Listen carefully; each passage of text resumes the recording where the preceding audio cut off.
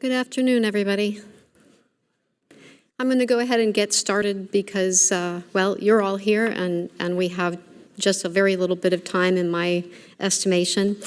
First of all, thank you for coming this afternoon. I know it is a very busy time of semester for all of us, and so it's really nice to have an audience.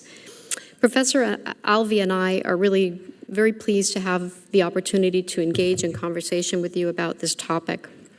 I want to thank the college leadership, the Provost Mariano, our Admiral, and also Dean of Academics, Tim Schultz. And I say that because this is one of those topics that I'm sure will engage the audience, but I've had a lot of exposure to this, and there are an awful lot of places right now that feel that this is too sensitive to speak about. When I got this job 20 years ago, I had a lot of people from civilian world that I came from who said, don't go to government because you won't be able to speak freely about things. And I can say that I was a little worried. And in the 20 years I've been here, it has never once been the case. So I'm really delighted to have this opportunity. I want to also emphasize that the objective of this lecture is to talk to you and engage you in conversation and not to take up one position or moral stance on a topic which clearly has many of both. If we're able to convince you of anything, it should be that the complexity of what has been called an intractable moral problem is politicized at pretty much every level. In my personal view, the issue of Palestinian and Israeli existence is one that you really can never know too much about, and there are always more questions than firm conclusions. So with that in mind, our plan is to present you with a few overview remarks, probably about 20 minutes apiece, and then we're going to open it up for questions and discussion. The recording of this session is only going to include our formal remarks, and it'll terminate once it opens up to the audience. But as always, we ask that you adhere to the Chatham House rules and non-attribution. With that, I also have to offer the disclaimer that, of course, nothing that Dr. Alvi and I say has any official status with the U.S. Navy or the Department of Defense. This is all of our own views. Go to the first slide, please. Okay. Now I'm going to stand up here at the podium. It was even hard actually to title this presentation because even that can be politicized, but we went with Israel-Gaza war, for lack of a better term, and most of what I'm going to talk about is background information, because I think no matter how much you know or you think you know about the topic, there are always things that we forget that may have some bearing on the situation that is unfolding right now. So I chose a few of those things. I've probably missed a bunch, but I'm going to give you what I think is a general overview, and probably pretty rapidly. So I'm going to talk about some basic demographics, a little bit about Palestinian resistance movements in general, past and present, what the range looks like. I'm going to talk a little bit about the origin of Israeli settlements and the settlement movement, and just maybe refresh your memory a little bit about the basis on which most of Israeli-Palestinian conversations have been on, which is the Oslo Accords and Camp David II. And then I'll talk briefly about the withdrawal from Gaza in 2005 and its consequences. And I brought along a lot of public opinion polls that I may be able to share in the Q&A that I have not embedded in my slides. By and large, I've tried to add a source on the slides, but if anybody wants any of the sources or wants more sources, please see Professor Alvi and I after the fact. Okay, so if you look at Israel's ethnic and religious map, and this is something many people know but they forget, and this is from the Israeli Central Bureau of Statistics mainly. This is the breakdown inside of Israel, which is approximately 10 million people, and it's broken down in terms of general groups, which is Jews making up 73.9%, Arabs, in this case, they're calling them Arabs, 21.1%. Basically, that's a combination of Palestinian citizens of Israel and others such as Bedouin, and includes also Druze in that far left pie chart. There are about 40% secular Jews. You see the breakdown here. 2% Druze. For those who are not familiar with who the Druze are, they are monotheists. Sometimes they consider themselves Muslims. They serve in the Israeli state in the military, but they are often not considered Muslims in some counts because of the fact that they are a break-off of Shiism in the 10th century. And so they have different practices that would maybe not be as recognizable to many Sunni or even Shia Muslims. There's about 2% Christian, and then I'm not sure what the 1% no religion is, but that was on the census data, so I included it. And that is your general breakdown inside the boundaries of Israel. As far as Palestinian demographics, you have approximately 14.5 million Palestinians living in what is called, at least in the census data, historic Palestine. And I put that in quotes because that is a term that's not completely accepted by all people, but it is, in this case, probably referring to 1948 and then everything thereafter. 3.25 million in the West Bank. We've heard a lot about the population in Gaza. This census says 2.23 million. And in Palestine, in those two, the West Bank and Gaza, it's about 5.25. This particular survey also counts those who were from 1948 territory, which we can talk about a little bit, and then 6.5 million now dispersed to other countries, other Arab countries, and almost 1 million outside of that. So, in the US and Europe, wherever else, Palestinians are all over the world. The significance of the numbers and the significance of counting the numbers has a lot to do with two instances. One is called the Nakba in Arabic in 1948. It refers to the displacement and dispossession of Palestinian communities within what is now considered Israel and the occupied territories. And then a Naksa, which was the War of 1967, which increased Israeli territory, all told, almost 3 times. So these are the basis for a lot of counting. It is the root of many different contentious issues that have to do with the Oslo Accords and beyond. And really, the fate of individuals who became refugees, whether they were Jews or Palestinians or any of the other populations, really is at the root of all of this conflict, and one that, at least in my opinion, has failed to have any kind of reasonable resolution in the international community. So I'm going to talk just a little bit about official politics in Israel through the Knesset. First of all, we're all familiar now with the Israeli cabinet, the war cabinet that's been formed, I believe, since the 11th of October. This is unusual. I think there's only really one, maybe, I think one other time when they formed an emergency government and threw out the elected parties that were made up the coalition, or didn't throw out, but sidelined them temporarily for the state of emergency. The 37th elected government that was just elected prior to this is, I think, the 6th government in the last couple years that has been elected in Israel, which is to say that the Israeli political spectrum right now, and has been for a couple years, is very, very divided. And the evidence of that is not only the protests that are all over, that were all over Israel prior to this attack, but also the fact that they've had so many governments fail and have to be reconstituted and have other new elections. This particular one is made up of a number of different parties, and I won't speak to all of them, but Likud you're probably familiar with, and the other ones tend to be more religious parties, and Otzma Yehudit is actually the party of the very controversial MK figure, member of Knesset figure, Itamar Ben-Gvir, who we maybe will talk about a little bit later.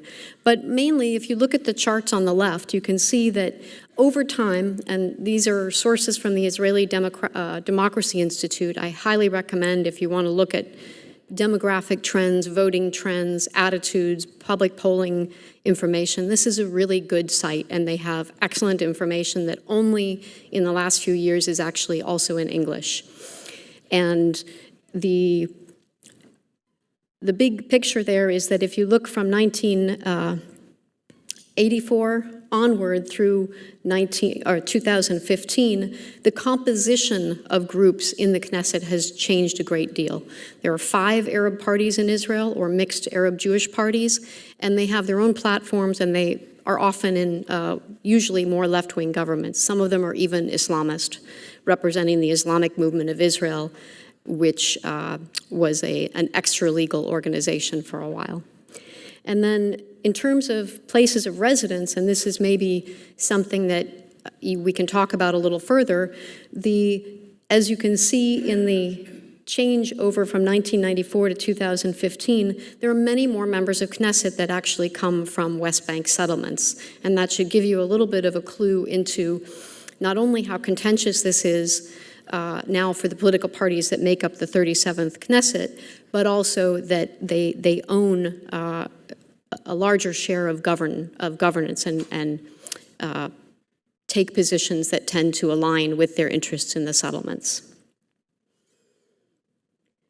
The Palestinian resistant movements are, this is, I don't know how many thousands of dissertations and books there are on this, but you suffice it to say that they break down roughly along the lines of basically secular Arab nationalist movements, or their origins are secular Arab nationalist movements, and then Islamist movements, which came to the political spectrum a little bit later by roughly the late 80s and into the early 90s, consistent with Islam as a political vehicle and Islamist movements in general across the Arab world. Most of us know about it from the period after 9/11, but in fact, all through the 80s and 90s, Islamist movements like the Muslim Brotherhood were growing in popularity, and not all of them, in fact, many of them were not violent at all. They simply believed that secular basis for government would not work, and they had no evidence from the governments they lived under that it was a viable solution, and so they turned to religion. So some of these are Fatah, that's the largest one, used to be the PLO. Of course, Yasser Arafat should be well known to all of you.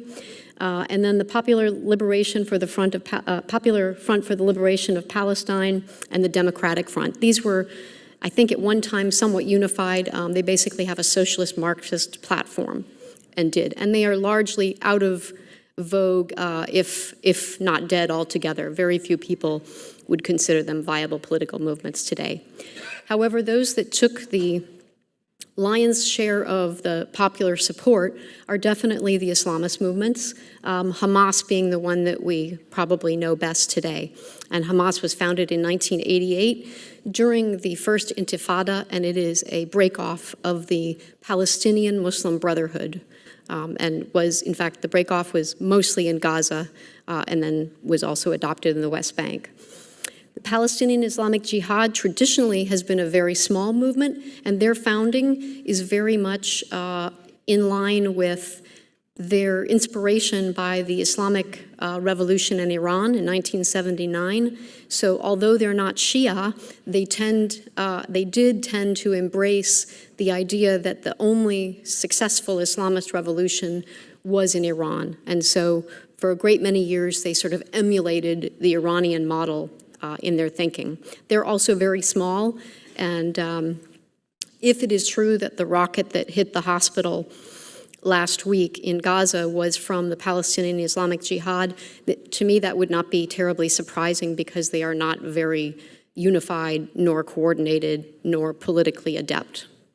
And then after 2000, there were instances where, at least through what was open source intelligence, there were Al-Qaeda and ISIS, not groups, but individuals who had infiltrated into Gaza or been invited into Gaza, maybe been sent out of Egypt perhaps, and they were beginning to radicalize some of the population, beginning to recruit, in essence. And Hamas actually had a very difficult problem with this because ideally Hamas does not see itself in the same lens as Al-Qaeda or ISIS, despite recent behavior.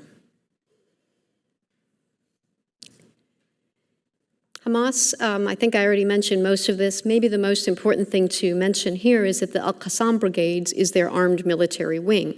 And I don't think there's any evidence yet, and maybe we can discuss this again in the Q&A, but my sense is that there has been probably a fundamental break between the political wing and the armed wing, and I can speak to why I think that is. The bottom line is that it has always been the case that the political wing has sometimes had their people outside of Gaza or outside of even the West Bank. As we know, at least one of the leaders is right now in Qatar. And the reason for that is because the Israelis were very successful at eliminating Hamas leaders. So most of the time, you may remember Rantizi, who was one of the leaders. The Israelis were very good at targeting them with very specific targeting and taking them out during the middle to late 90s and into the 2000s. And so a lot of them have had to relocate and stay at least a little bit less vulnerable.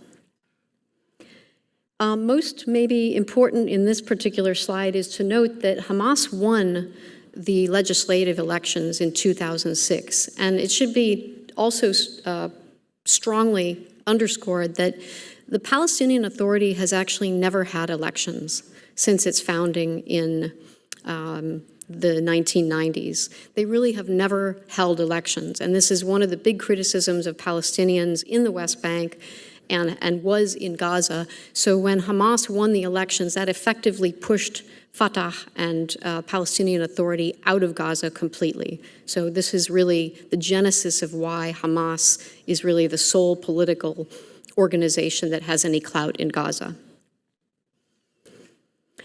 The Oslo Accords are started actually in the late 80s in the Madrid agreement, and then became the Oslo Accords. And most of you are aware that this was just the anniversary of the signing, the 30th year of the signing. And really they codified mutual recognition. So they weren't actually able to implement a lot, but the plans for implementation were there. And in my personal view, they did a lot more than many critics of the Accords would like to admit, in that they normalized conversations between Palestinians and Israelis. They normalized the nomenclature of Palestinian as opposed to Arab, and they began to open up basically media space for the rest of the world to understand what this conflict was all about. Prior to the Oslo Accords, it was very unlikely that you would find many Palestinians speaking out to international audiences or in mainstream networks, because they had not developed their political platform, or you could say their sort of foreign policy objectives and strategic communications yet. That has changed quite a lot since the 1990s. Oslo II perhaps was a little bit more concrete, and it established 3 areas of control, A, B, and C. And these were so contentious, particularly for the settler movement, that it did result in the assassination of Prime Minister Yitzhak Shamir, Prime Minister Yitzhak Rabin in 1995. And for those of you who don't remember this, that assassination, or the assassin himself, was actually part of, he was an religious Israeli Jew, and he was definitely against the peace process and pro-settlement. And, Israel was, if anything, was a greater shock than perhaps this most recent event. That was it in 1995. It was a very cataclysmic event for Israeli society.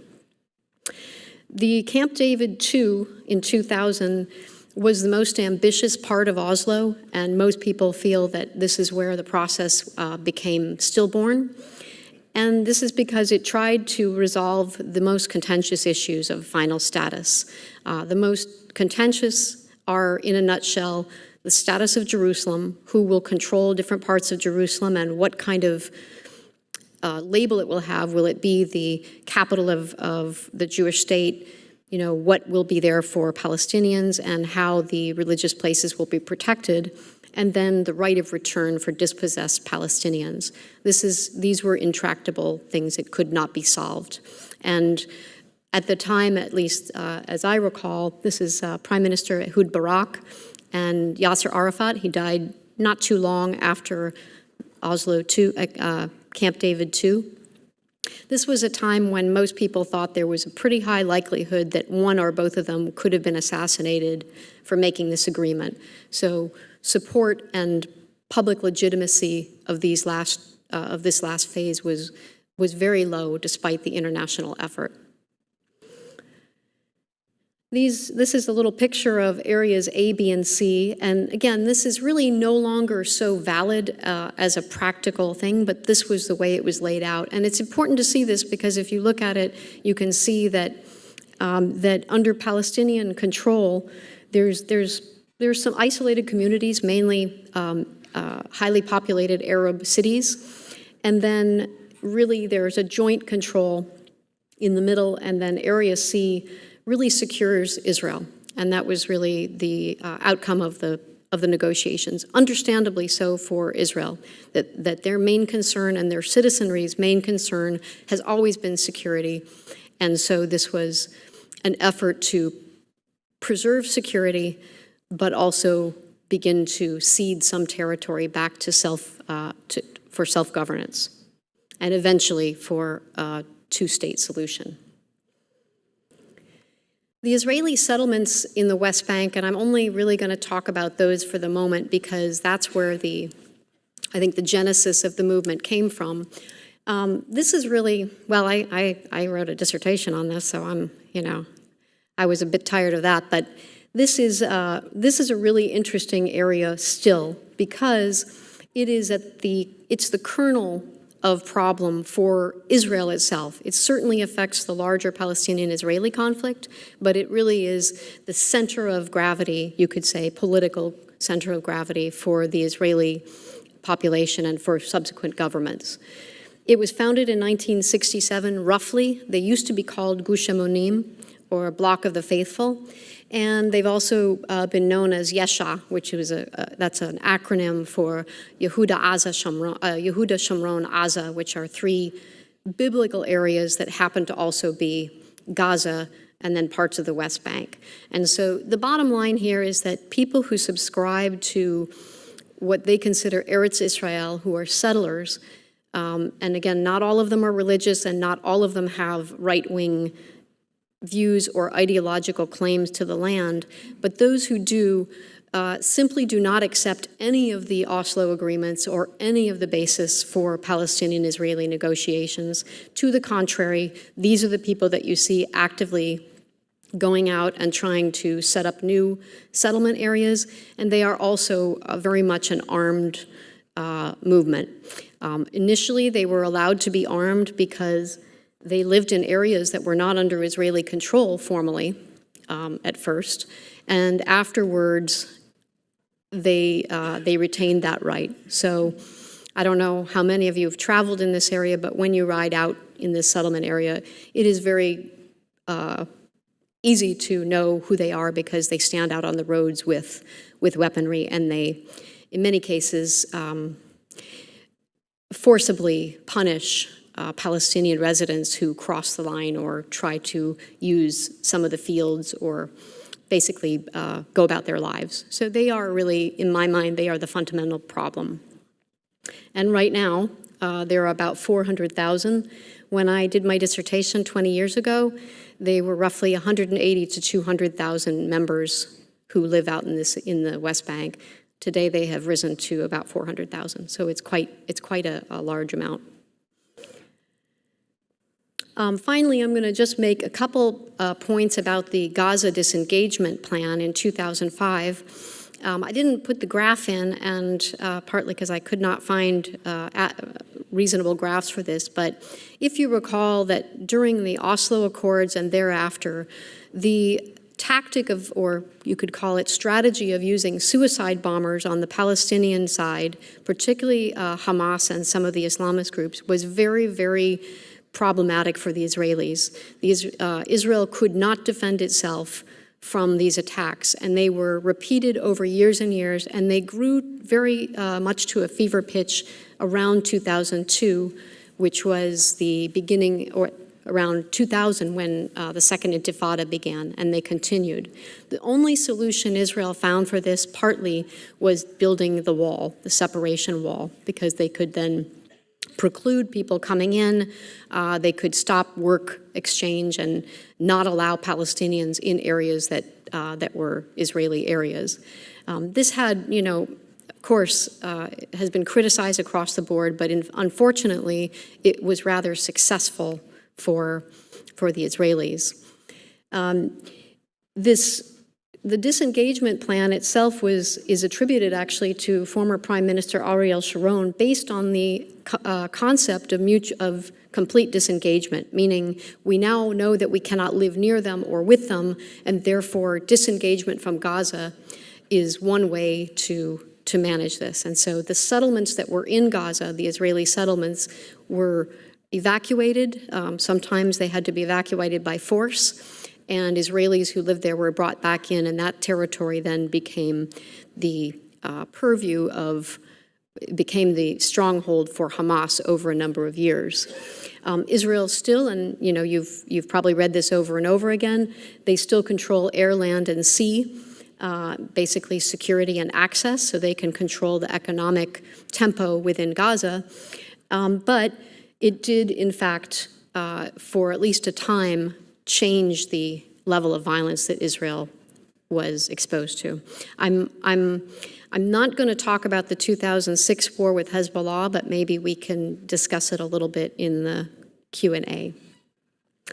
So short and long-term consequences, and I'm a little bit over my time here, so I want to pass the baton to Dr. Alvi, is at least this, and these are mostly my perceptions here. I imagine some of them will be accurate and probably some won't, but I think that there's very likely to be an increase in the short term in intersectarian divides between Israelis and Palestinians. And I don't mean lots more violence by Israeli settlers on Palestinians, that's already there. I think it will increase the amount of discord between Israelis and other Israelis, whether violent or not. I hope it is not violent, but there is already a very problematic relationship between different groups in Israel who feel very differently about the way ahead and about the recent events.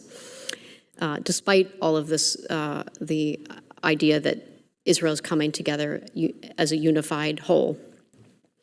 I think it's very likely that we're going to see a complete internal restructuring of the IDF and probably the intelligence services, because there has to be some sort of explanation for how there was such a large failure of intelligence and, frankly, failure of imagination that it could happen. It is pretty clear that Lebanon is likely to be further destabilized, because if you think about Israel's borders, there are really almost no states that are intact on its borders with the exception of Jordan. And Jordan has been a very strong friend, or I should say ally of Israel in security matters, at least, going even further at their own peril. And at this time, that I'm sure that relationship has to be reconsidered under the conditions. The political pressure is just too great. The role of the U.S. as a mediator, I fear, is very much on the decline. The 30 years plus of American mediation looks to me to be at its end. I hope that's not the case in the next few weeks, because I think many, many people have invested a great deal of effort on the American side to resolve this conflict, and we have a great bench. But in the world and in public opinion polls, even Israelis are not sure, and Palestinians are even less sure now. People that, or countries that could possibly fill that void, Qatar is already stepping out in a way that no one would have thought Qatar could do 20 years ago, certainly not after 9/11. And recently, China and Turkey have made some forays that make them seem like they might be palatable. And so those have larger strategic and long-term implications for the United States. And then finally, and I'm sure that many of you have questions and comments and thoughts about Iran, but the ambiguity of what Iran will do is really, I think, I personally wouldn't want to call it right now, and certainly they have not been consistent over the years, but my perception short term is that this is a very, very difficult problem for Iran, and that they are taking a lot of care to think about their next steps so they are not pulled in by what we call in our department entangling alliances. I think with that, I am going to turn it over to Dr. Alvi. Thank you.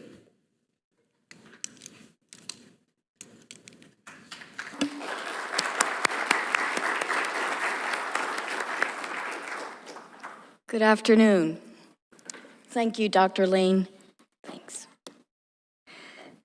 I'm going to preface my talk with mentioning that I do genocide studies here at the college, and my presentation is from the lens of that particular discipline of genocide studies, and that's the way in which I'm analyzing this particular topic.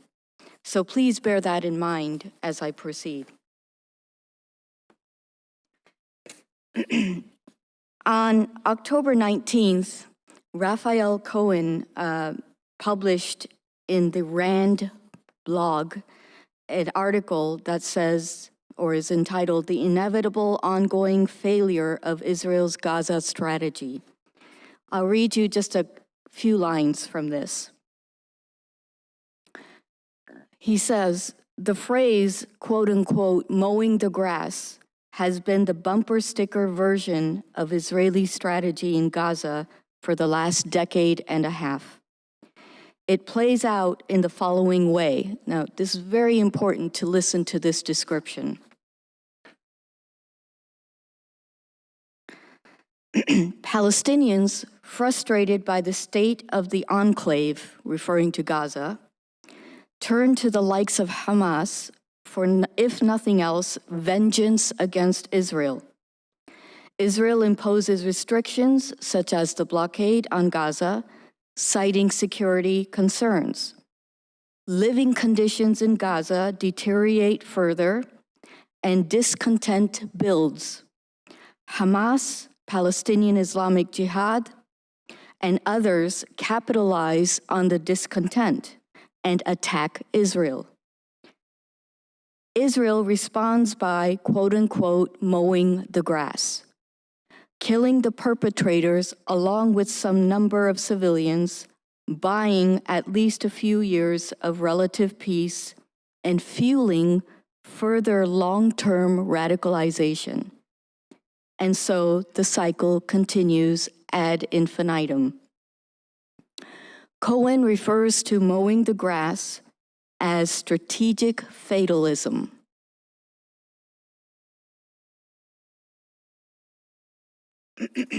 Another article was an interview of Daniel Levy. Daniel Levy was a former Israeli peace negotiator, very much involved in the Oslo Accords and a few other important peace negotiations between the Palestinians and Israelis. He published an Irish Times op-ed with a lawyer, a human rights lawyer, Zaha Hassan, who stressed 3 points in their op-ed. 1, Hamas's attack on Israeli civilians was unconscionable. 2, Israel's collective punishment of the people in Gaza, notably the cutting off of water, food, and electricity, was as well. And 3, they make the point that the importance of addressing the context of occupation and apartheid in which this is unfolding. Without that broader view, they wrote, it is not possible, quote, to maintain integrity and be able to plot a strategy going forward in which both Palestinians and Israelis can live in freedom and security, unquote. I have a couple of lines I'd like to read from that interview of Daniel Levy. He starts by saying, and here I'm quoting, "One war crime is not met by another. That's the path to hell, which is precisely the path we're on now." Continuing to quote him, "Especially at a moment like this, where emotions are so raw, and understandably so, where the temptation is to lash out in all directions and throw every rule book and every restriction out the window. Doing so is not only going to cause a devastating impact on civilian lives on the Palestinian side, after the already devastating impact on Israeli civilian lives, but it can also take you down such a dangerous path, unpredictable and escalatory path. War is horrific. That's why there are rules that govern the conduct of war. But even when you play within those rules, it is horrific." There's an argument that says, and again, I'm quoting him, "Hamas started this. Hamas embeds itself amongst the population. So anything that happens to the Palestinians of Gaza will be laid at Hamas's door. You cannot cut off water, food, fuel, electricity, medical supplies, humanitarian systems, bomb pretty much indiscriminately, force the relocation of half the civilians in Gaza, and say that's okay. It's patently not." The second thing that is that in a moment that is so raw, so escalatory, you need responsible adults, because the path to the level of dehumanization, that is the descent into absolute hell, is so much shorter. What you want from the outside is a response which wraps its arms around everyone and reminds us where this cannot go. A few more lines from him. And this kind of picks up where Dr. Lane left off. He says, "I think the prime minister," and he's referring to Israeli Prime Minister Netanyahu, "is absolutely terrified of the morning after. Right now, Netanyahu doesn't have to deal with commissions of inquiry. I don't see how he wriggles out of this. If he doesn't pull something out of the hat, he goes down in history as the prime minister who was in court facing criminal charges, but stayed on in the prime minister's office, was asleep on the watch, and presided over the greatest disaster in Israeli history. That right now is his political obituary." For your benefit, and I promise you I'm not going to read every line, I am posting the Rome Statute of the International Criminal Court, Article 7 on crimes against humanity. I've highlighted a few things in the Rome Statute regarding crimes against humanity, and let me emphasize, this goes for both sides, the Hamas side as well as the Netanyahu regime side. So you can peruse this on your own, but bearing in mind that number 11 in particular, again, emphasizing on both sides in terms of who is the culprit, causing great suffering or serious injury to body or to mental or physical health. It continues in the next slide. Crimes against humanity, this is a reminder that they do not necessarily need to be linked to an armed conflict. They can also occur in peacetime. That's true of genocide as well.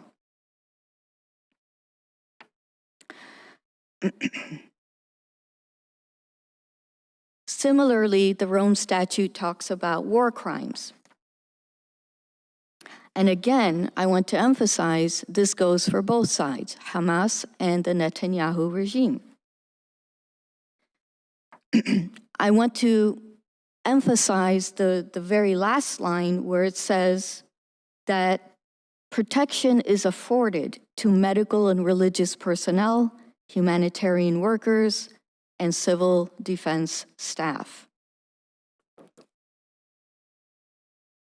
Now, the way I frame this whole analysis and approach from my personal view, again in the lens of genocide studies, is that this is not a war, this is not stages of wars, this is not a strategy. This is simply revenge. And in fact, where we see that we are learning, we are teaching, and you are learning about fear, honor, and interest, we're actually seeing in this particular case pain, suffering, and revenge. Rinse and repeat. Pain, suffering, and revenge. Repeat. It's not a strategy, and it's not real deterrence. Again, referring to both sides. You see the graphic there for starting an atrocity or committing one, and then what is the cycle that feeds into and fuels the sense of and desire for revenge. Well, it really ends up with perpetuating that cycle rather than actually achieving something. Also, hate and revenge in particular are very potent components, not the only ones, but very potent components for genocide. This is why this particular iteration of I call it the Netanyahu-Hamas conflict, is so dangerous. So I teach this in the Genocide Studies course. It's the 10 stages of genocide. The link for this is on the bottom. And we are seeing a lot of these elements appear in conversations, in social media, and in some cases, even in mainstream media on the Hamas and Israeli side. I should emphasize the pro-Netanyahu side. I say that because I recognize that not all Israelis abide by and even agree with Netanyahu and his policies. Dr. Lane mentioned the mass protests by civilians in Israel that were about to reach the 40th week of thousands of Israelis coming together and demonstrating against Netanyahu's domestic policies in Israel, particularly regarding the loss of autonomy of the judiciary. October 7th was going to be the 40th week of those demonstrations, but then this happened with the Hamas attacks. So the 10 stages of genocide, you can see, are mentioned in this graph. And what bothers me particularly is that those are appearing in social media postings, in the talks by politicians on all sides. And I say all sides because I'm hearing it from Western democracies as much as from the Hamas spokespeople. And that's very troubling. And the most, I think, disconcerting part of this is the language of dehumanization. You see it in the graph there. I I do report people on what used to be called Twitter for language that I see as dehumanizing any side or any people. I do report them. I don't know what Mr. Musk does with my reports, but I don't hesitate to report them because I know the danger of what that can lead to. So we are a Western democracy. Western European countries are Western democracies. We adamantly invoke and support human rights, rule of law, and a rules-based order. However, there are few events and developments that occurred right after the Hamas attack that were very, let's just call it disconcerting to the global public, and particularly to public opinion in the region of the Middle East and North Africa.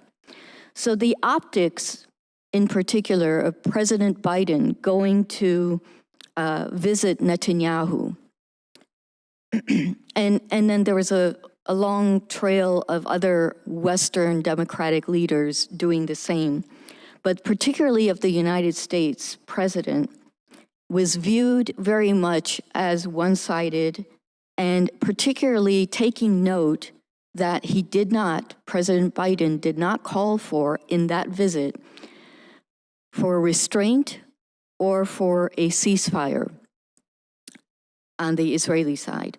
And in fact, global public opinion has noted, and again, this is especially very important for the Middle East and North Africa populations, that United States will announce through the President Biden visit that that we will continue to provide more weapons and military support to Israel.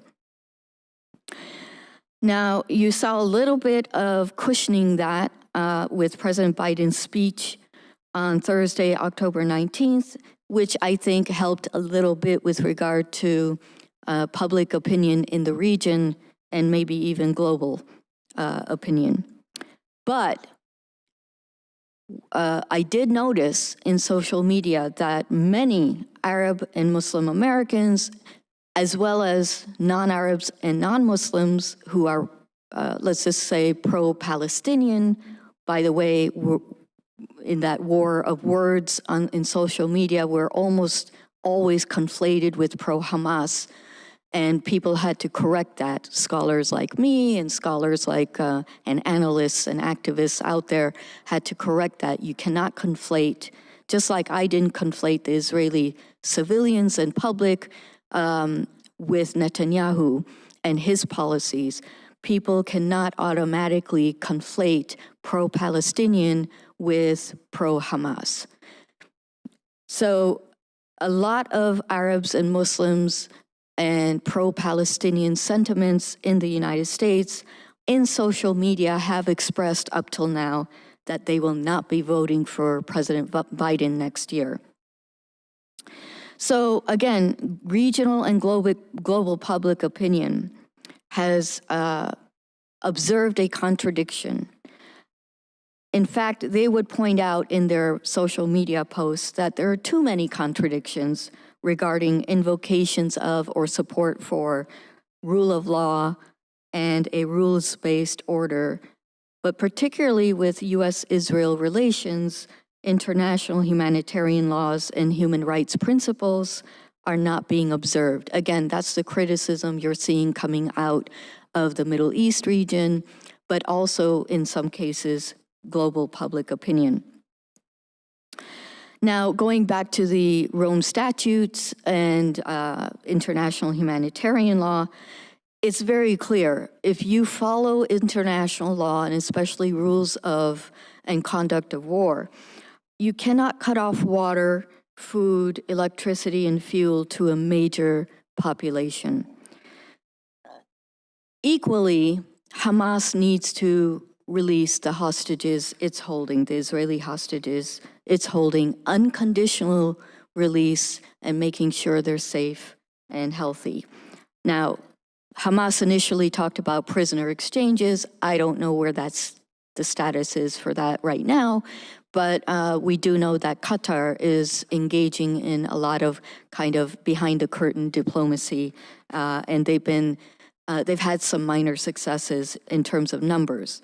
But that's a big question mark with regard to what's going to happen, and if there's an impending ground campaign, military campaign by the Israelis. Again, there's a big question about what will happen to the remaining Israeli hostages. Now, to be fair, the United States, we are the only country that has called out the Rohingya genocide, who are majority Muslims, in Myanmar, and the Uyghur genocide in China. Outside of the United States, it's been crickets, silence. No one said anything, and this has been going on. Both of these genocides have been going on now for a few years. So there is a contradiction within the contradictions with regard to public opinion. So to wrap up, cycles of revenge achieve nothing. There's no winner here. There is no real deterrence. As the opening excerpts of paragraphs that I read from that first article from Rand blog, it mentions about mowing the lawn. This is just another iteration of it, but a more severe one. And therefore, again, it illustrates, it exhibits a cycle of revenge on both sides. And sadly, it only perpetuates future cycles of revenge. Revenge is not a strategy. Hamas, Hezbollah, and other similar Islamist terrorist organizations cannot be erased or eliminated by military campaigns because, as we've learned from other cases that I list there, ideologies continue to persist. Right? We have examples of Al-Qaeda, the Taliban, who are now back in power in Afghanistan, and numerous others. Netanyahu has done tremendous damage to Israeli democracy. That was true even before the Hamas attacks of October 7.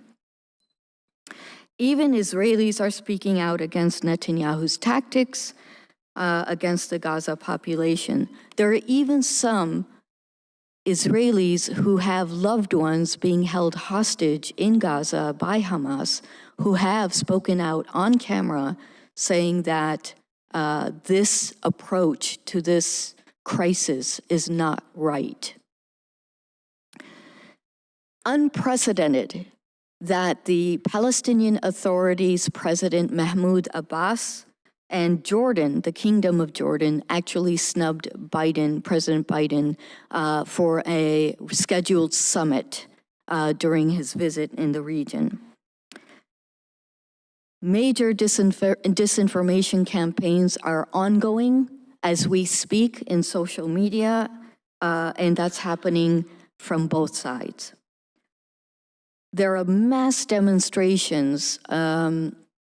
You probably have seen them in the news and on the internet. And then there's also some lone wolf attacks against Jews, Muslims, Arabs. So the prejudices, the hate, the dehumanization, the racism, that is starting to, so far it's been at individual level, reach the level of violence, vandalism, and ugly behavior towards each other. The younger generation is exhibiting that it's not going to tolerate this cycle of violence.